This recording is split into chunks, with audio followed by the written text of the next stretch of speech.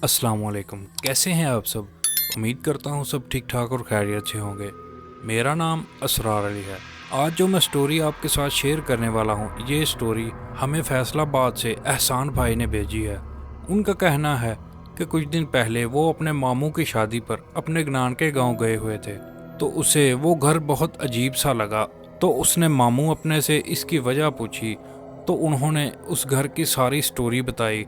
तो स्टोरी को जानने से पहले मेरी आप सबसे एक छोटी सी गुजारिश है कि आयतल कुर्सी पढ़ के अपने इर्द गिर्द हिसार बांध लें, ताकि आपको किसी किस्म का भी कोई नुकसान ना हो।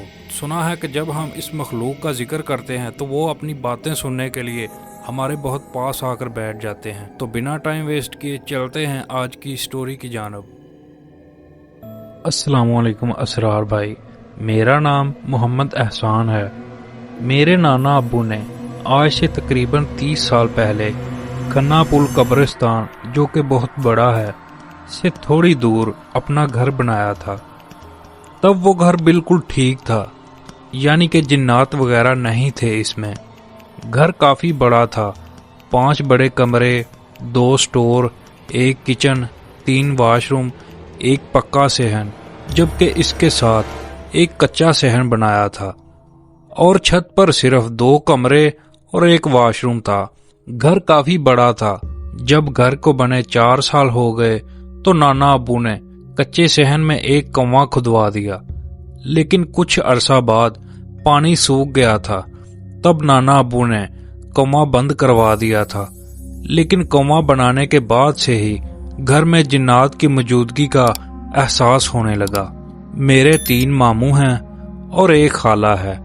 इन सब ने और नाना नानी ने जिन्नात की मौजूदगी को महसूस किया, लेकिन तब तक किसी को जिन्नात ने डराया या नुकसान नहीं पहुंचाया था। मेरे बड़े मामू की शादी हुई तो मामी ने भी कुछ गैर मामूली चीजें महसूस की। नाना अब्बू ने कुआं बंद करवा दिया। एक दिन मेरी नानी अम्मी ने एक कमरे में आटे की बोरी रखी। जैसे ही वो कमरे से बाहर निकलने लगी, वो आटे की बोरी खुद ब खुद कमरे के दरवाजे के पास आ गिरी। वो बोरी अपनी जगह से तकरीबन 10 फुट दूर जा गिरी। मेरी नानो डरी नहीं, बल्कि वापस उसी जगह पर बोरी रख आई। मेरी नानी अम्मी और नाना अब्बू दोनों गांव के रहने वाले थे। उन्होंने गांव में बहुत बार इस तरह की चीजें होती देखी हैं, इसलिए वो डरते नहीं हैं। इसके बाद घर के हर फर्द के साथ कोई ना कोई वाकया होता रहा। मेरे बड़े मामू और मामी छत पर रहते थे। एक दिन मेरे छोटे मामू ने मामी को डराने के लिए दूर से छोटा भालू मारा।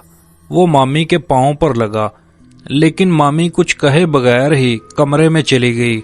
मामू सीढ़ी से उतरने लगे तो देखा कि मामी नीचे से ऊपर आ रही थीं। मामू डर गए और मामी को बताया कि अभी वहां उन्होंने किसी को भालू मारा था। मामी मामू के साथ कमरे में जाकर देखा तो वहां कोई ना था, लेकिन वो भालू वहीं पर पड़ा था। मामू बताते हैं कि इस रात वो सो नहीं सके, क्योंकि कोई चीज बार बार उनके पांव पर लगती। वो उठकर देखते तो कोई ना होता। वक्त गुजरता रहा और सब मामुओं और खाला की शादी हो गई, लेकिन सबके साथ इस तरह के वाकयात होते रहे। कजन लोगों ने भी बहुत बार स्टोर के साथ वाले एक कमरे में किसी औरत को देखा है, जिसने एक छोटे बच्चे को उठा रखा होता है। जब वो किसी बड़े को इस जगह लाते तो वहां कोई मौजूद नहीं होता, लेकिन वक्त के साथ साथ जिन्नात किसी न किसी तरीके से अपनी मौजूदगी का एहसास दिलाते रहे। अब तो सबको यकीन हो गया था। मेरे नाना छत पर सोते थे। गर्मियों में बाहर खुले आसमान के नीचे सोते। इन पर 2-3 दफा किसी चीज ने हमला किया। इनकी मच्छरदानी उखाड़ देते। नाना चारपाई की एक तरफ कुल्हाड़ी रखते थे। वो फौरन आयतल कुर्सी पढ़ते और कुल्हाड़ी उठाते, लेकिन हर दफा वो ये देखते कि वो चीज साये की सूरत में होती थी और वो चीज फौरन घर के पीछे बाग में छलांग मार देती। नानी किसी औरत के कहने पर एक खातून के पास गई।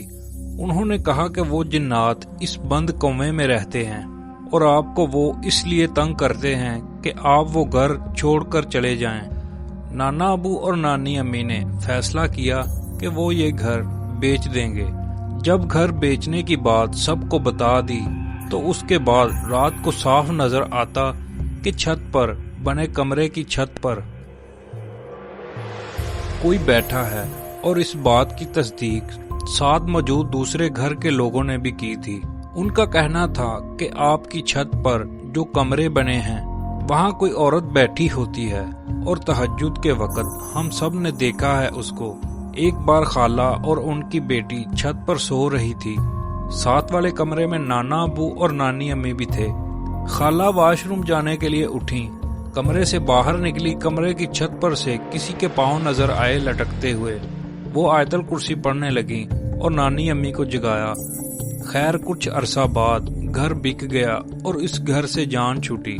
मैं नानी अम्मी के इस घर पर हर हफ्ते जाता था, लेकिन मैंने किसी जिन्नात को ना कभी देखा ना ही कभी महसूस किया। जब मेरी उम्र 17 साल थी तब वो घर बेचा था। इन 17 सालों में एक दफा भी किसी को नहीं देखा। गर्मी की आधी छुट्टियां मैं नानी अम्मी के घर पर गुजारता था।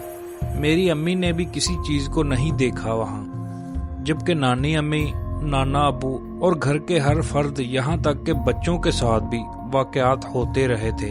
तो दोस्तों, कैसी लगी आज की स्टोरी आपको कमेंट सेक्शन में जरूर बताइएगा। मिलेंगे कल एक नई स्टोरी के साथ, तब तक के लिए बाय को दें इजाजत। खुदा हाफिज।